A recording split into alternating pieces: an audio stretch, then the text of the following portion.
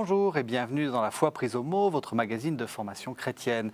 Vous le savez bien désormais, pendant tout le temps de Noël, nous partons à la découverte des personnages qui ont accompagné la naissance de Jésus et bien entendu parmi eux, des personnages un peu mystérieux, les fameux rois mages. Alors, qui étaient donc ces étranges savants venus d'Orient?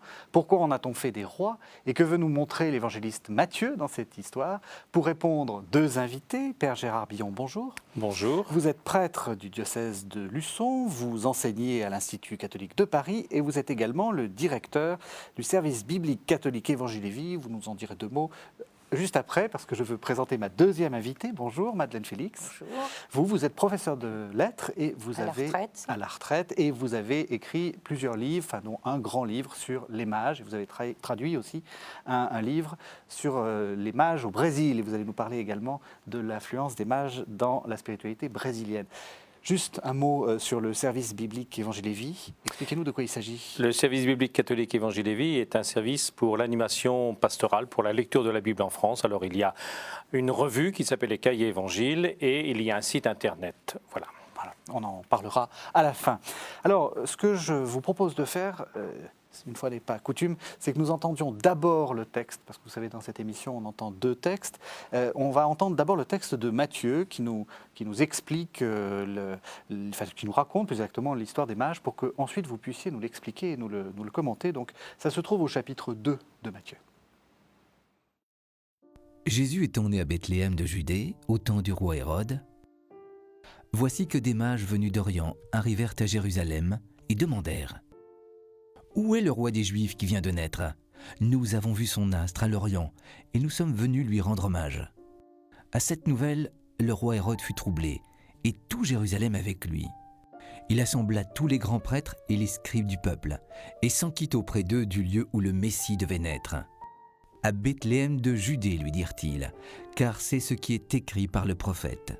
Et toi, Bethléem, terre de Juda, tu n'es certes pas le plus petit des chefs-lieux de Juda, car c'est de toi que sortira le chef qui fera paître Israël, mon peuple. » Alors Hérode fit appeler secrètement les mages, se fit préciser par eux l'époque à laquelle l'astre apparaissait, et les envoya à Bethléem en disant « Allez vous renseigner avec précision sur l'enfant, et quand vous l'aurez trouvé, avertissez-moi pour que moi aussi j'aille lui rendre hommage. » Sur ces paroles du roi, ils se mirent en route.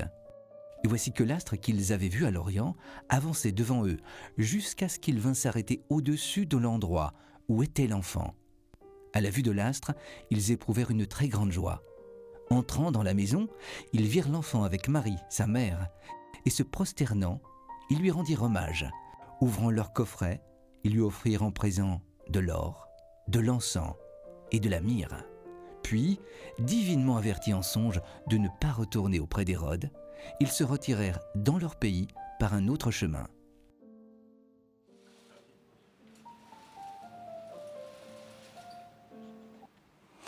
Alors voilà, on a entendu ce texte.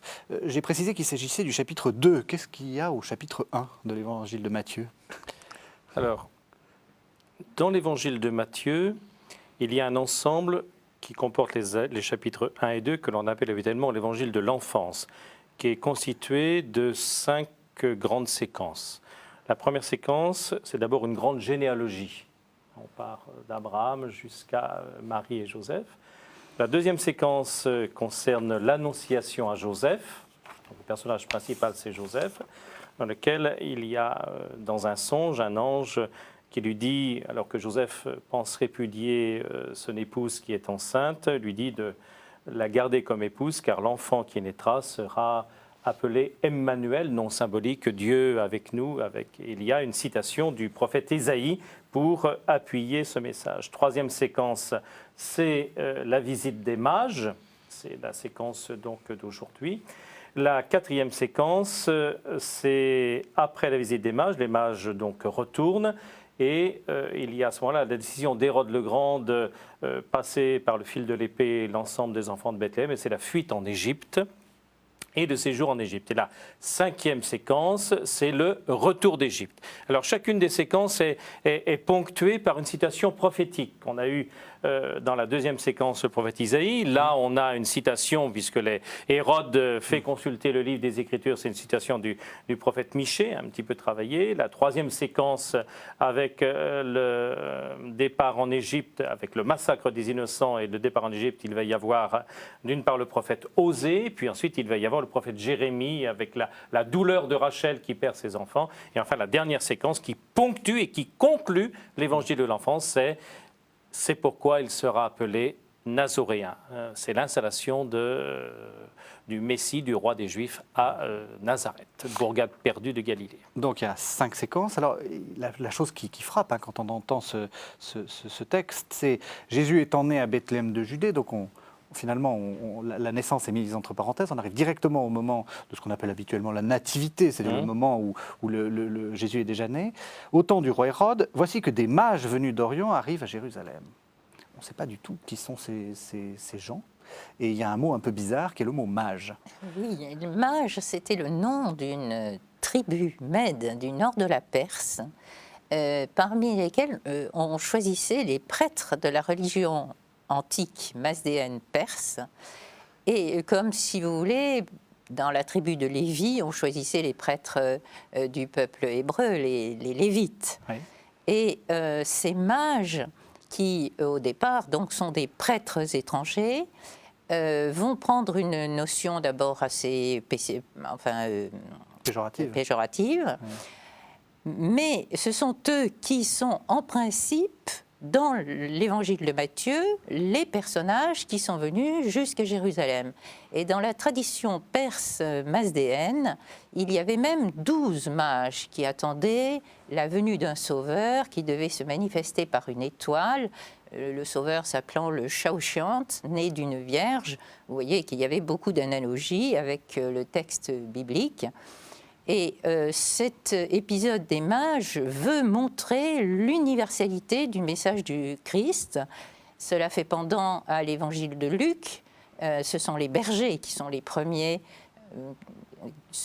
auditeurs de cette naissance, qui sont des personnages qui sont méprisés dans le peuple juif de cette époque-là. D'un côté, donc, les petits, de l'autre, des étrangers, et ce sont eux qui vont être les premiers témoins de cette naissance extraordinaire.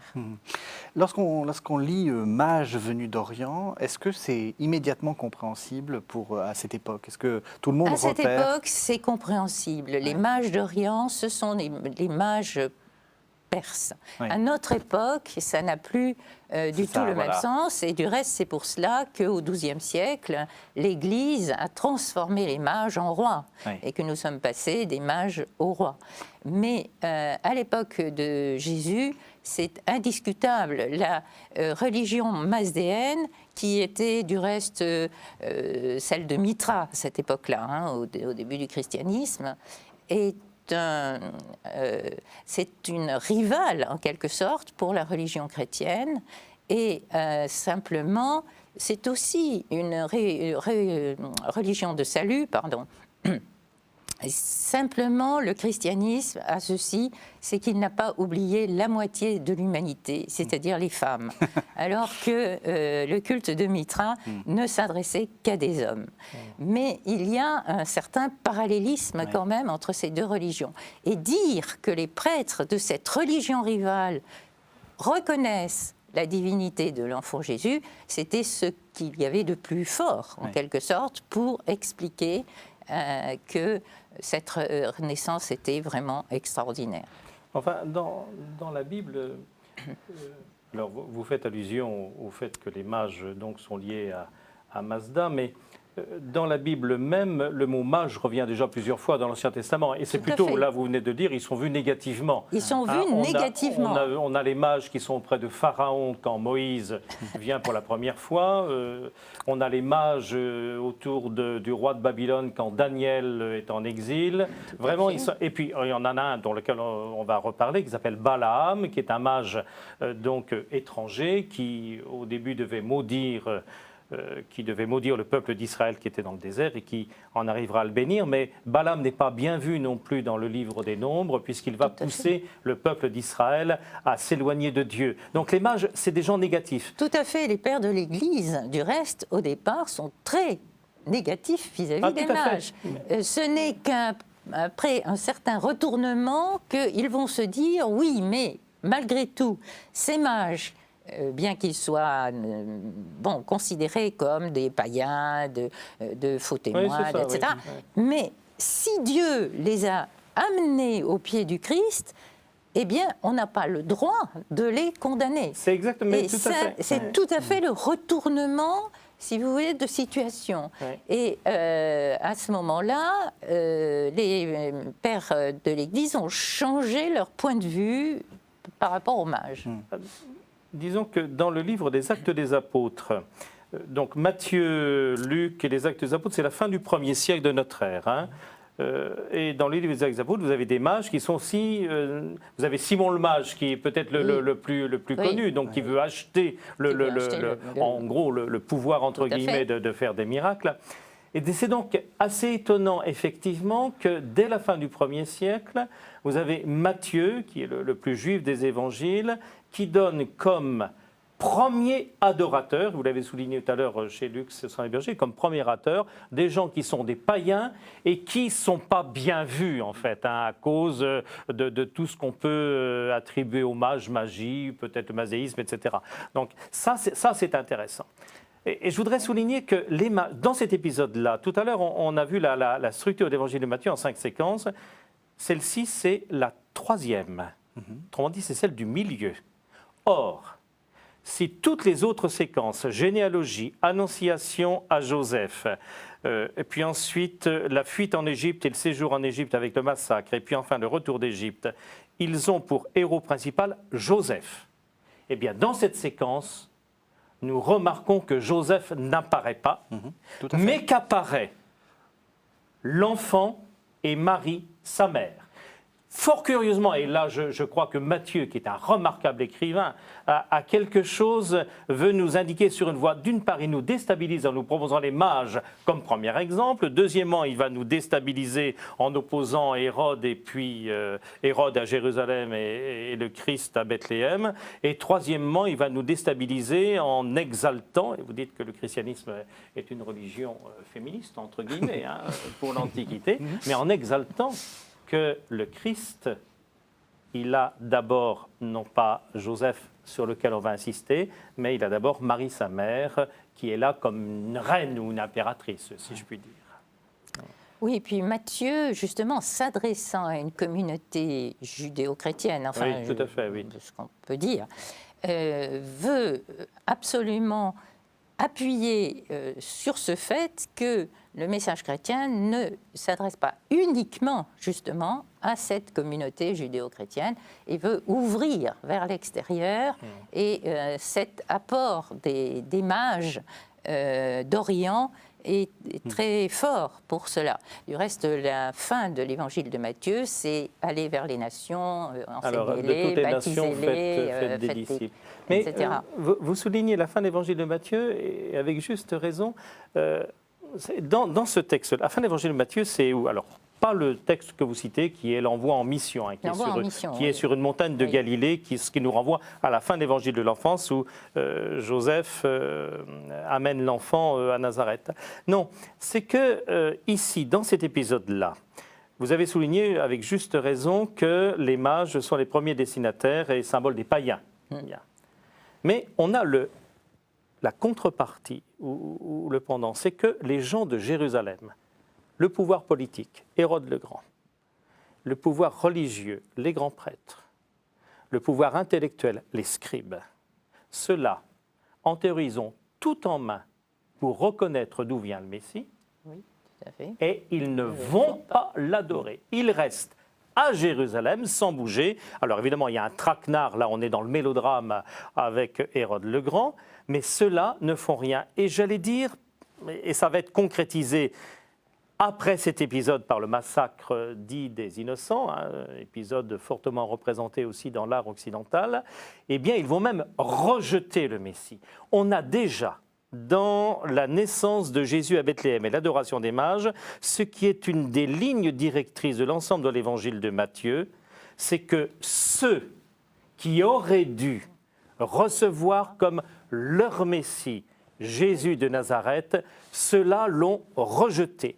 Mais en même temps, il y en a qui l'ont reconnu et qui étaient des païens.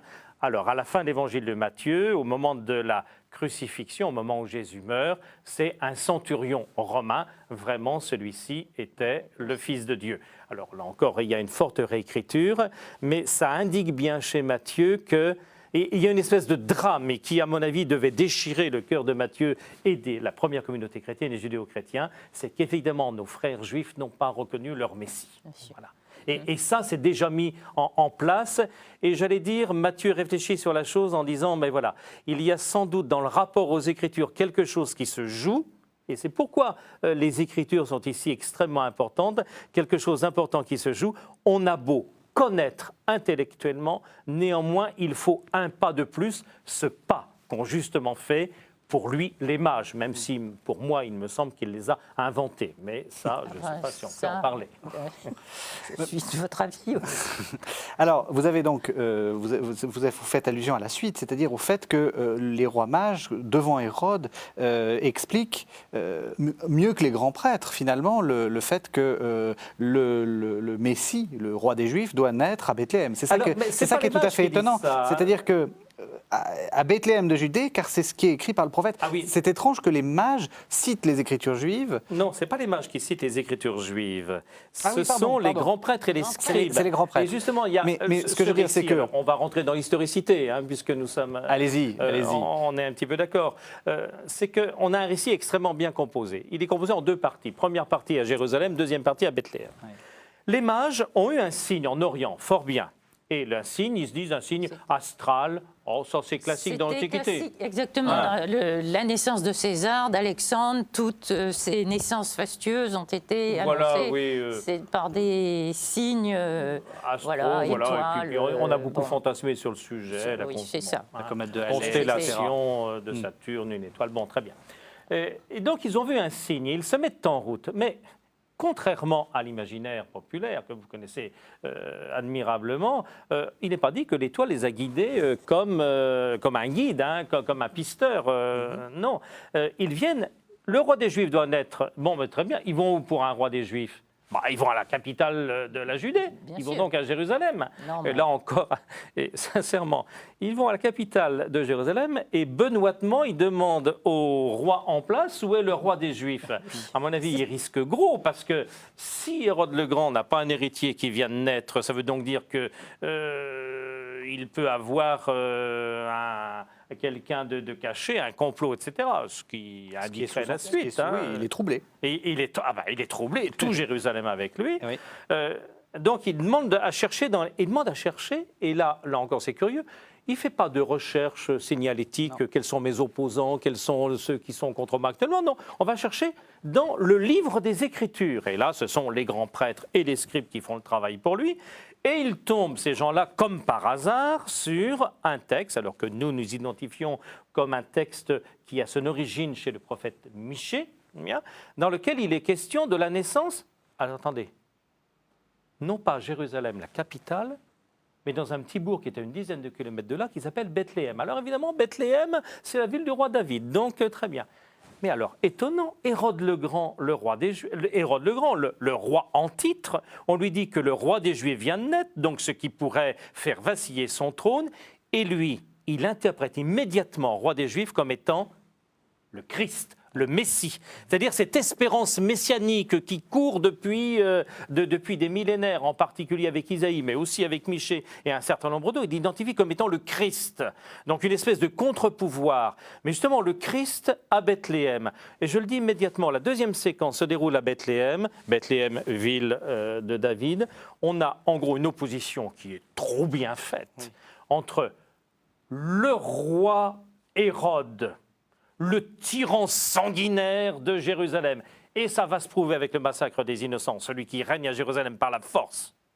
Et puis on a le roi de toute douceur à Bethléem, dans une maison un logis, nous dit Matthieu. Dans un simple logis, le roi de toute douceur, celui qui doit faire paître mon peuple d'Israël, paître comme un berger fait paître son troupeau. Autrement dit, ce n'est pas par la force, mais c'est par la douceur de la parole, par les soins, etc. Non, ceci est trop bien composé pour que ça ne soit pas significatif. Le roi de toute violence, le roi de toute douceur. Et ce sont des étrangers, des païens, des gens qui sont aux marges, qui ne sont pas bien vus, qui sont capables de découvrir ça.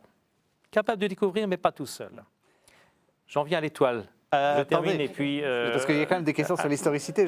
Oui. Est-ce que vous êtes d'accord avec ça, sur l'historicité? Tout à fait, tout à fait, oui. Mais parce que ça pose après un problème. Alors, justement... le problème historique, malgré tout, les gens vont dire, et alors, ça veut dire quoi? Qu'il a tout inventé? Mais l'aspect symbolique est 10 fois plus important que l'aspect historique. C'est vraiment le symbole de cet épisode qui montre justement, enfin, comme je l'ai déjà dit, l'universalité du message du Christ, la compréhension par des gens de l'extérieur et le rejet par ceux qui devraient comprendre. Tout ceci, c'est bien sûr le centre de l'évangile de Matthieu, ce sont les paroles araméennes, enfin c'est les paroles que le Christ a prononcées tout au long de sa vie, hein. C'est ça le centre de l'évangile. Le centre de l'évangile, de toute manière, et la résurrection c'est aussi, la crucifixion et la résurrection. C'est Pâques, hein. C'est pas du tout l'enfance.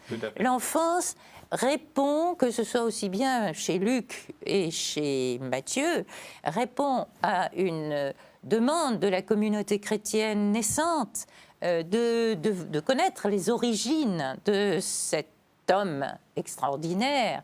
Et c'est un petit peu forcément recomposé. Oui. On avait, surtout à cette époque-là, les états civils n'étaient pas tenus de manière très suivie comme les nôtres. On ne savait pas très bien quand on était né, où, etc. Il y a là tout un symbolisme, une reconstitution de cette enfance de Jésus.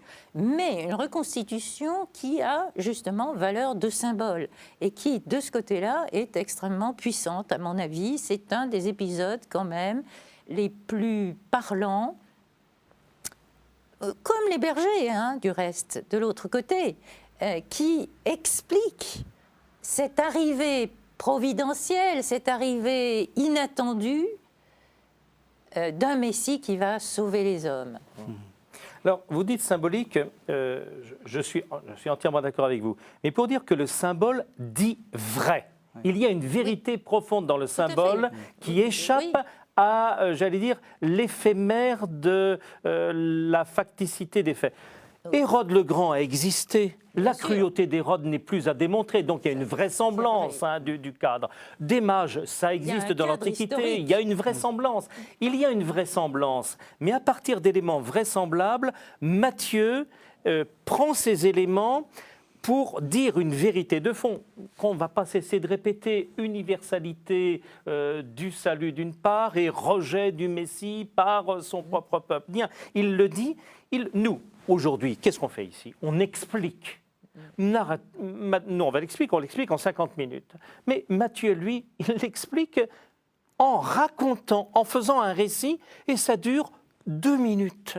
Il dit en 2 minutes des choses extrêmement puissantes que nous, on n'arrête pas de détailler, de tourner autour. Voilà. Alors, l'extraordinaire, c'est que il y a quand même le centre ici. Et pour essayer de comprendre comment Matthieu, il faut revenir au texte des Écritures. Je parle de l'étoile ou de l'astre. Il ne les a pas guidés, ils sont venus à Jérusalem. Quand est-ce que l'astre va se lever de nouveau? C'est une fois que les prêtres et les intellectuels auront trouvé dans les Écritures le texte de Michée.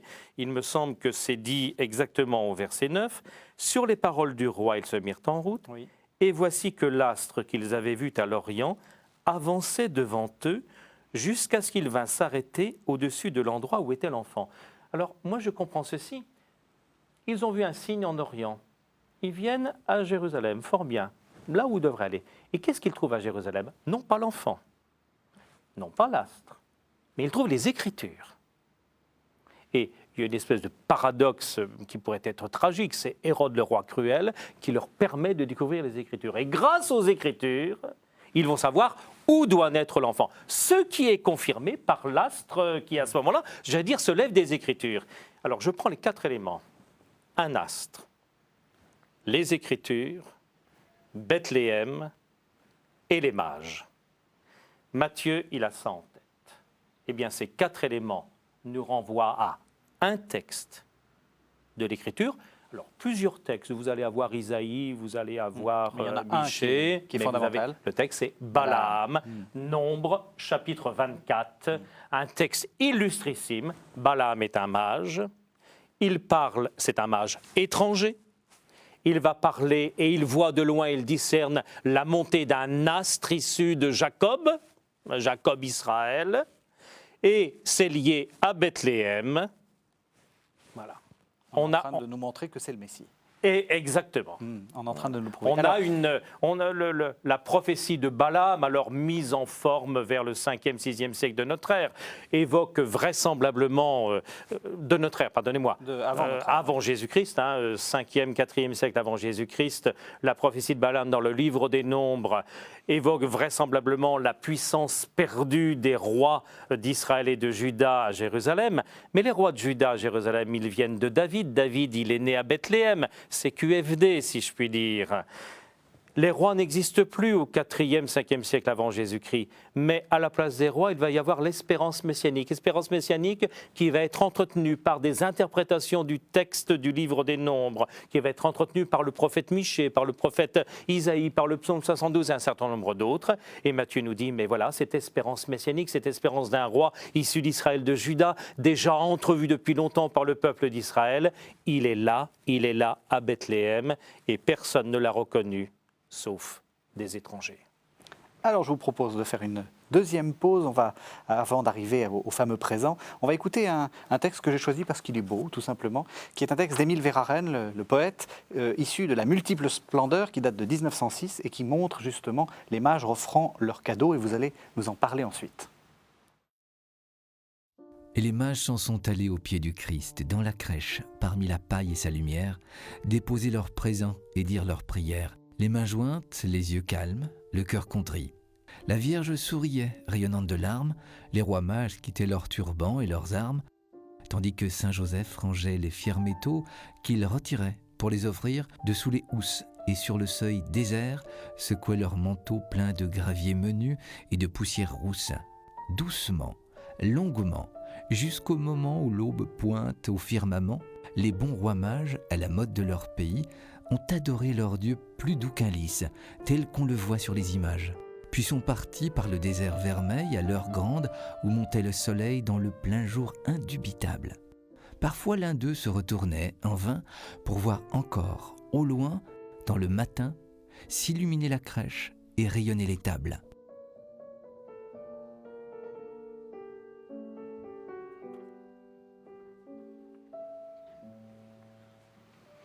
Ah voilà, on a une vision poétique de Verhaeren de cet épisode.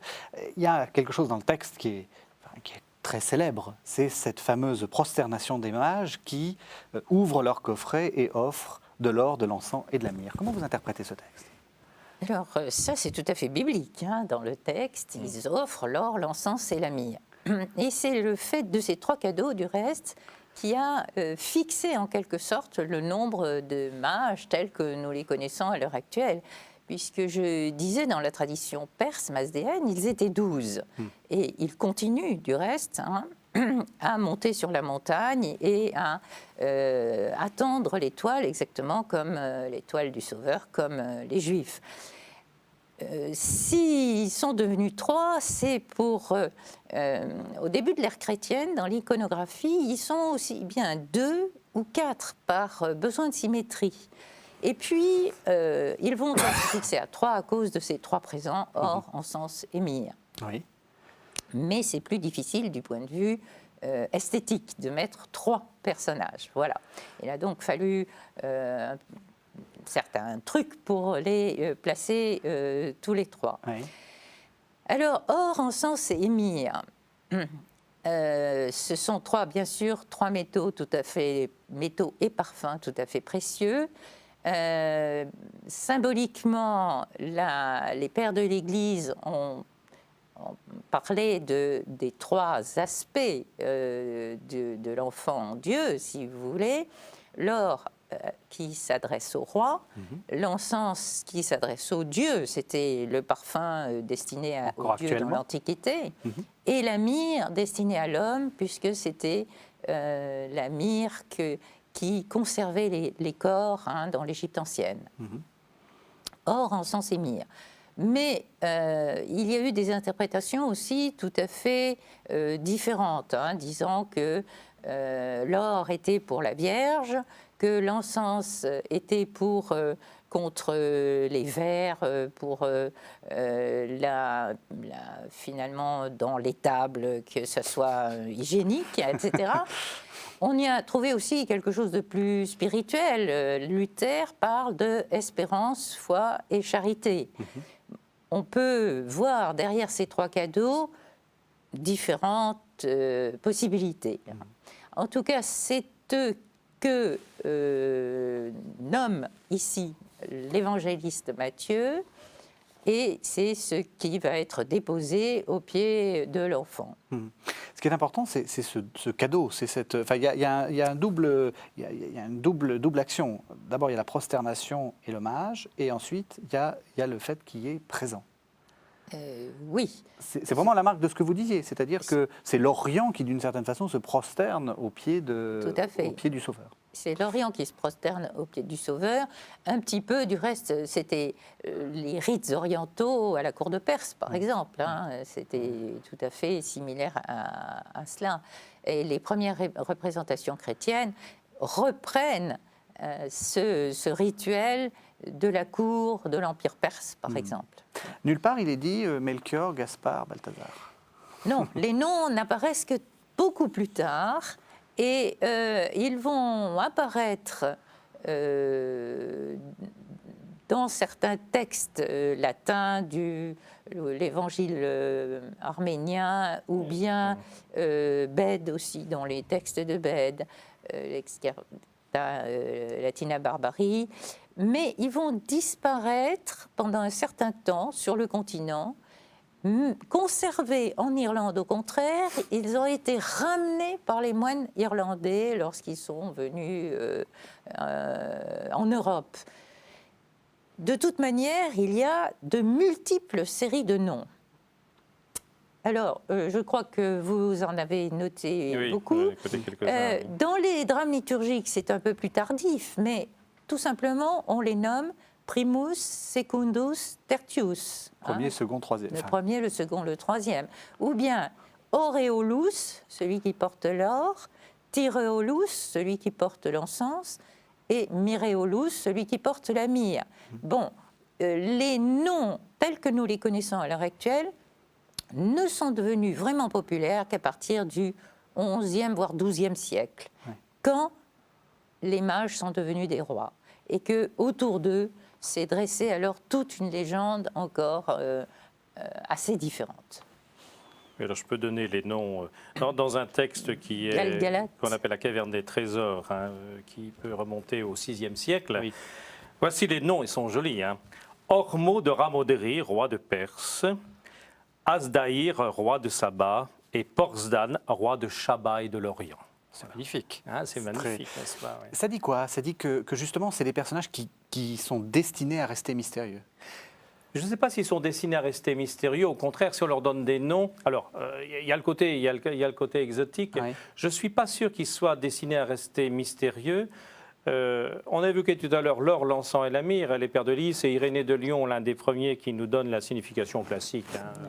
Or, encens, myrrhe. Mais Irénée de Lyon s'est aussi inspiré du psaume 72. Et alors on va faire jonction avec les rois, puisque dans le psaume 72, il est question donc du roi. Alors ensuite, au premier siècle de notre ère, c'est le Messie, le roi dans lequel vous avez des rois qui viennent de loin. Les rois de Saba et de Sheba viendront portant l'or et l'encens. Alors, il n'y a pas la myrrhe, Non. mais il y a l'or et l'encens de le psaume 72. Et dans Isaïe, au chapitre 60, il est aussi question, alors cette fois-ci, de la gloire de Jérusalem, mais pas de Bethléem, de la gloire de Jérusalem, dans lequel on a des rois de toutes les nations, les rois de Tarsis et des îles, qui viennent, là encore, apportant leur offrande. Autrement dit, Jérusalem est le centre du monde. Alors, le côté un peu paradoxal, c'est que Jérusalem est bien le centre du monde, mais Bethléem l'est peut-être encore plus à côté. Là, on joue sur des choses. Ce que vous êtes en train de nous dire, c'est qu'en fait, les Écritures sont foisonnantes, etc., et que Matthieu est en train de nous dire, mais non, pas du tout, tout est en train de converger, et c'est Oui. là, on est au point Il faut nodal. tenir les deux choses que vous dites, Régis. C'est que les Écritures sont effectivement foisonnantes. On a parlé donc de la prophétie de Balaam en Nombre, chapitre 24, avec cette espérance messianique qui doit naître, finalement, le salut des nations. Excusez-moi, le salut des nations, c'est qui? C'est d'abord Abraham, en toi seront bénies toutes les nations. Il y a là une espèce de destin du peuple d'Israël porté par les Écritures formidable et qui est redit d'une autre manière par la prophétie de Balaam, donc avec cet astre qui monte de Jacob et d'Israël et qui est redit d'une autre manière par Isaïe chapitre 60. Ils ont l'expérience de l'exil, ces gens-là, quand ils écrivent ça, ils ont été laminés par le désespoir et néanmoins ils tiennent, j'allais dire, contre vent et marée que l'espérance du monde se tient du côté de Jérusalem. Alors, ce à quoi Dieu répond, selon Matthieu, que ce n'est pas de Jérusalem que ça va venir, sinon par la croix quand même. Là, du coup, on est à la fin de l'évangile de Matthieu, mais que ça vient de Bethléem. Bethléem, et là encore, c'est David, et c'est donc le roi de toute douceur. Et puis, que les mages soient devenus des rois. Alors, d'abord, on a l'ambiance royale, le roi de Juifs, Hérode le Grand, David, on a le psaume 72 avec les rois de Tarsis et des îles, on a les rois étrangers avec Isaïe. Je veux dire, il n'y avait qu'un pas à faire pour que les mages... Sauf que les rois sont en face des mages. Oui. Ils sont contre. Enfin, En théorie, oui, c'est ça. Les mages Oui. sont contre Oui. les rois. Oui. Mais c'est plutôt qu'au XIIe siècle, on a complètement perdu cette culture mazdéenne, perse, antique. Le mazdéisme a pratiquement disparu. Bon. Oui, même actuellement, il n'y en a pas beaucoup. Les mages sont devenus donc des personnages totalement étrangers à la civilisation occidentale du Moyen-Âge. Alors que les rois étaient tout à fait présents et que l'Église se battait contre les rois et contre le pouvoir temporel. Et en fait, l'Église a fait glisser de manière tout à fait astucieuse les mages vers l'idée des rois. Mages, on a oublié. Rois, c'était les puissants de l'époque, donc parallèle avec les mages de l'Antiquité, qui étaient non seulement des prêtres, mais des prêtres, c'était eux qui avaient tout le savoir, la science de l'époque, qui était même plus important, je dirais, que les rois perses, qui avaient une influence énorme sur le roi perse. Donc, des personnages très puissants qui sont relayés en Occident, normalement par les rois, mais pour expliquer que ces rois doivent justement hommage et fidélité au Christ et par là à l'Église. Vous êtes en train de nous dire qu'on s'est servi des mages comme une sorte de, comment dire, de contrainte amicale, on va dire, au roi pour dire prosternez-vous. Voilà. Et du reste, les mages, j'ai fait toute une série d'études là-dessus. Les tableaux dans lesquels il y a des mages, il y a toujours un message, soit au point de vue religieux, soit au point de vue politique, soit au point de vue économique, ou enfin très souvent en tout cas, qui veut dire quelque chose. Ça n'est pas uniquement pour faire joli, je dirais, pour faire une œuvre d'art. Il y a très souvent dans ces œuvres un message aussi politique particulier. Et ça convenait d'ailleurs bien au roi allemand, puisque c'est quand même, on sent qu'il y a quand même une importance. Français, que ce soit le roi français, mais je pensais à Cologne. Le roi anglais ou l'empereur d'Allemagne, ils ont tous les trois eu maille à partir avec l'Église pendant toute une partie du Moyen-Âge. Et donc, si vous voulez, c'était pour leur dire, attention, quand même, le pouvoir spirituel est au-dessus du pouvoir temporel. Je voulais dire que l'empereur d'Allemagne, en particulier la dynastie Barberousse, trouvait très bien d'avoir à Cologne leur chasse des rois mages Tout à fait. et se voyaient bien eux-mêmes en mages, c'est-à-dire en défenseurs Tout à fait, du tout à christianisme. Alors, ce que vous dites est vrai. Je crois que dans l'iconographie, c'est très vrai à partir de la Renaissance. Le fait que les mages soient considérés comme des rois, c'est quand même plus ancien. Hein. On est au 5e, 6e siècle déjà. Même Tertullien. Hein, oui, oui. Alors, ça remonte Oui. de manière très, très Mais ancienne. parce que Tertullien, il a lu le psaume 72 et Isaïe 60. hein. Il base là-dessus, sur les rois de Saba et de Séba, le rapportant. Mais entièrement d'accord pour l'utilisation idéologique. Mais- Hein, évidemment que les rois s'inclinent devant le roi de toute justice qui est le Christ et son représentant sur terre qui est le pape, ça... Ça, c'est tout à fait... Mais... Je ne suis pas sûr que ça soit tout à fait évangélique, mais enfin... Oui, c'est pas... Mais en tout cas, c'était bien pratique. Non, C'était bien pratique. Alors, il y a un autre rôle des mages, qui est un rôle, alors peut-être plus dans les traditions populaires. C'est aussi ceux qui accompagnent Noël, ceux qui, en particulier du côté germanique. Il y a aussi il n'y a pas que les rois qui s'en sont emparés, je veux dire. Le peuple aussi aime bien les mages. Alors, tout à fait. Ce sont des personnages qui ne sont pas saints du point de vue de l'Église catholique, mais qui sont extrêmement populaires. Et extrêmement populaires depuis très longtemps. Dans toute l'Europe de l'Est, hein, enfin, qui commence à l'Alsace, je dirais. Donc, vous voyez, ce n'est pas à l'Est très lointain. Et les traditions d'enfants qui vont de porte en porte le soir du 5 janvier pour recueillir quelques confiseries, quelques pièces de monnaie, pour faire la fête et partager, parce que finalement, cette fête du 6 janvier, autour de la galette, qui est le disque solaire, hein, bien sûr, c'est une fête du partage. Hein, on ne tire pas la galette tout seul dans son coin. C'est une fête, autant Noël est la fête familiale, où on peut rester un peu entre chez soi, alors qu'à l'heure actuelle, même si à l'heure actuelle, on essaie justement de ne pas rester trop entre chez soi et d'accueillir ceux qui seraient solitaires. Malgré tout, le 6 janvier, c'est vraiment la fête entre les professions, les collègues, les associations, etc. Et c'est la fête du partage.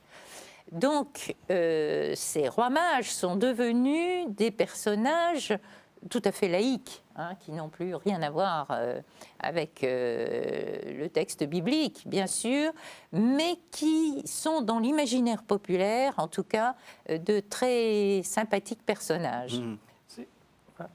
Si je peux me permettre, pour les crèches quand même, les rois mages, ceux que j'ai mis quand j'étais gamin dans la crèche, et puis ceux que mes petits-neveux et nièces sont en train de bâtir, il y a quand même quelque chose d'évangélique. Ah oui, tout à fait. Ah, bien sûr, dans la crèche, oui. Dans la crèche, oui, hein, parce que les mages... Dans la galette, c'est... Oh, dans la galette, peut-être pas, hein, mais au moins là, on n'a plus l'aspect idéologique qu'on avait lié au pouvoir de l'Église. L'aspect évangélique, il est pour moi double. Un, vous avez vu que... alors souvent, vous avez un noir... vous avez un Africain, vous avez un Asiatique et vous avez un Européen. Ben, c'est une manière de dire l'universalité de l'Évangile, hein, et du salut de Dieu. Hein. On vient des quatre coins du monde, si je puis dire, pour le Seigneur. Et puis ensuite, il y a un très vieux, un moyen vieux, et puis il y a un jeune. C'est-à-dire les âges différents. Alors aujourd'hui, peut-être qu'on mettrait une femme ou deux, que sais-je, je ne sais pas, pour être encore davantage universel et paritaire. Hein. Vous savez que l'Angleterre prône pour les reines mages. Ah oui, c'est vrai. Eh bien, oui, effectivement, la tradition s'est beaucoup amplifiée. On est passé à 3, je vous ai dit, à cause des 3 cadeaux. Oui. Et ces 3 ont fait passer vers les 3 âges de la vie. Oui. Le vieux, ce que vous venez de dire, le vieux, l'adulte et l'enfant. Et puis, ils sont devenus des rois au XIIe siècle. Et ce n'est qu'au XVe siècle, à la fin du XVe siècle, que l'Africain a été intégré. Alors que là aussi, c'est très vieux du point de vue biblique d'avoir mis, puisqu'on disait que ces 3 mages étaient les descendants de Sem, Cam et Japhet. Tout à fait, Donc, exactement. et Ça, qui c'est très ancien. représentaient... C'est chez les ça, pères de c'est l'Église, très tout à fait, ancien. exactement. C'est très ancien. Ouais. Mais dans l'iconographie, il y a eu un certain décalage. Hein. Les choses se sont mise en place dans l'iconographie plus tard que pourquoi dans est-ce les qu'on n'en a textes. pas pris un quatrième quand on a découvert le Nouveau Monde? Ça nous amène d'ailleurs Alors, à cette... le quatrième roi Alors, mage. allez-y pour le Brésil. Alors, Allez-y pour le Brésil. quand on a découvert le Brésil, eh bien, les Portugais ont essayé d'introduire un roi brésilien. Et ça n'a pas marché, un roi indien. Oui. Ça n'a pas marché. Et c'est l'Africain qui représente, même encore au Brésil, c'est l'Africain qui représente quand même ce troisième roi mage. On a quelques Et- exemples de tableaux quand même avec un Indien. Un hein, seul. Au Louvre. À Viseu, Vous en avez un au au Louvre. Portugal. Il y en a un au Au Louvre, Louvre, oui, oui. avec un Indien. Avec un Indien, C'est oui. celui Il qu'on n'y a cite pas toujours, d'Africain. c'est celui, c'est où, oui. Oui, c'est vrai. Au Louvre, ben, je ne vois pas très bien lequel. Alors, hein. Ah, ouais, c'est- Ouais. Mais Pourtant, c'est- je les ai tous. ouais, mais je peux revu. je le décrire. À Viseu, il y en a un avec un Indien. Il y en a un aussi à Kulmbar, qui est. Mais non, c'est un Asiatique, c'est pas un Indien. En revanche. Oui, qu'est-ce que je voulais dire le Brésil. alors Le Brésil, oui. Expliquez-nous le Brésil. Donc le roi africain est arrivé à la fin du XVe siècle et qu'à partir de là, tous les tableaux sont donc Oui. avec un roi noir. Alors pour le Brésil, il y a quelque chose de tout à fait extraordinaire qui s'est produit, c'est que ces fêtes européennes sont parties bien sûr au Brésil, mais de manière assez particulière. Il y a une fête du Moyen-Âge, une musique du Moyen-Âge qui s'appelle la folia portugaise, qui était une danse rurale portugaise, qui se danse toujours du reste, et qui a du reste essaimé en Europe des morceaux de musique qui s'appellent des folias. Marin Marais ou les classiques ont écrit leurs folias, qui sont des morceaux de danse paysanne. Et les jésuites, quand ils sont partis au Brésil, ont essayé d'animer des textes de Noël, justement, avec ces danses, etc. Et en même temps, c'est le souvenir des soirées d'enfants qui vont de porte en porte pour annoncer l'Évangile. Le tout a fait quelque chose de typiquement brésilien, c'est-à-dire des compagnies qui sont très nombreuses, celle de l'anthropologue brésilien, j'allais dire, de Maurice Pessoa, avec lequel j'ai travaillé, comprend 90 personnes qui se relaient pendant 10 jours, c'est-à-dire de Noël jusqu'au 6 janvier, pour aller de maison en maison annoncer la bonne nouvelle de l'Évangile. Et ils y vont par groupe de 10 ou 12, avec des musiciens, un ambassadeur qui est le chef de file en quelque sorte, qui improvise des chants chaque année, et le chœur lui répond, des musiciens, des chanteurs qui chantent quelquefois à 3, 4, voire 6 voix.